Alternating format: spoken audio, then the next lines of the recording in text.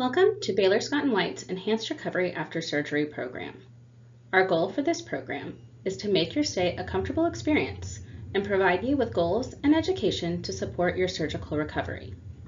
We know that our patients do best when we help them understand what to expect and include them as an active member of our patient care team. Throughout this class, we will teach you what to expect and will also encourage you to move your own care forward while working towards the goals that will be covered throughout this class. If you have a person who you've identified as a support person for your recovery, you may want to invite them to watch this video with you.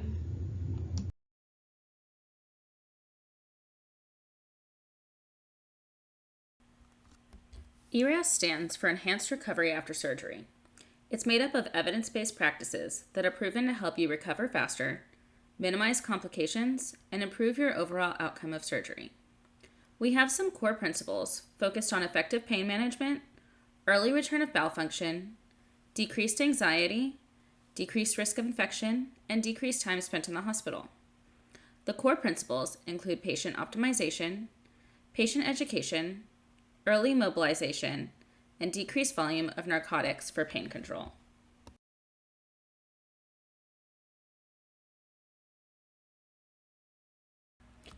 Part of enhanced recovery after surgery is preparing your body for your upcoming procedure.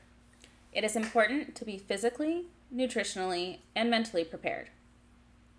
In order to keep yourself in good physical condition, it's important to stay active leading up to surgery.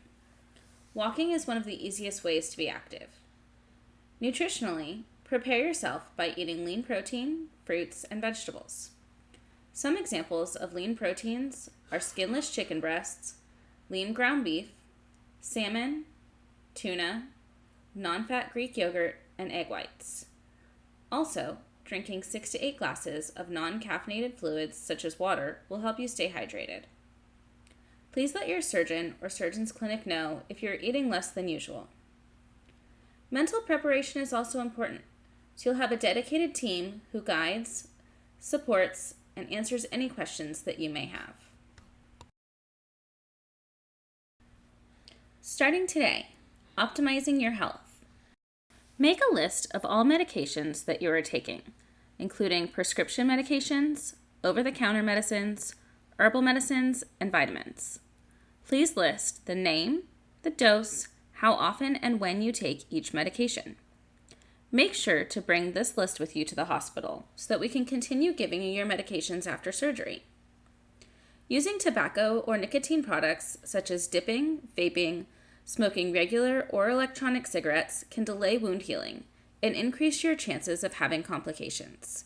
If you need help quitting, please call 1-800-QUIT-NOW. Drinking alcohol can cause dehydration. Avoid drinking alcohol at least the day before surgery. Your surgeon may instruct you to consume a clear liquid diet up to 2 hours prior to surgery. Make sure you follow the directions provided by your surgeon's clinic.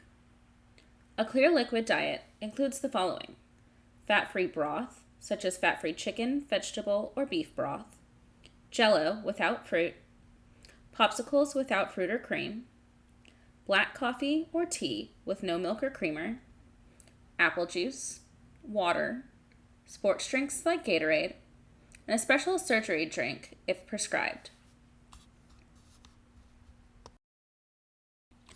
What to bring with you to the hospital.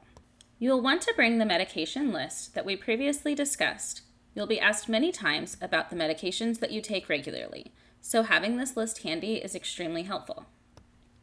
You should also bring your surgery guide pamphlet with you if you have a hard copy, as there's a checklist on the back that is useful to track your recovery progress.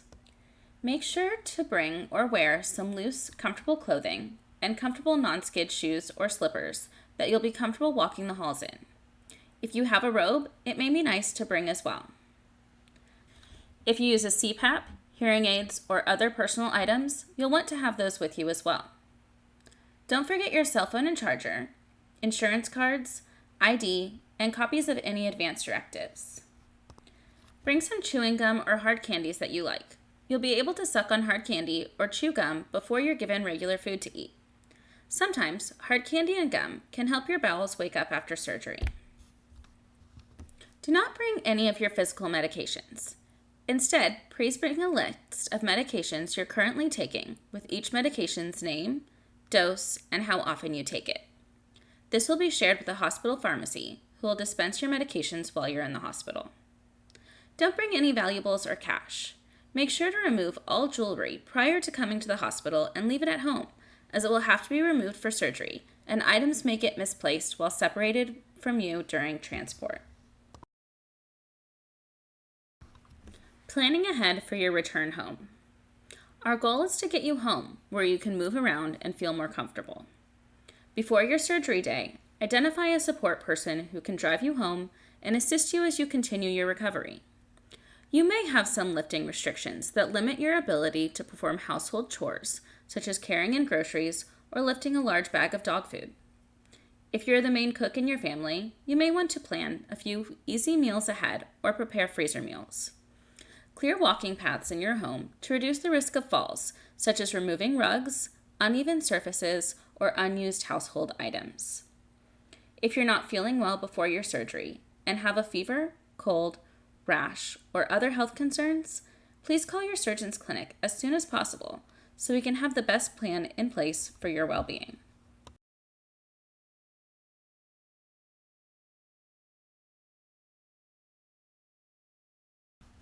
What to expect in pre-op. On the day of surgery, you'll come to the hospital and check in. Our hospital team will take you to the pre-op holding area. Make sure to bring your medication list.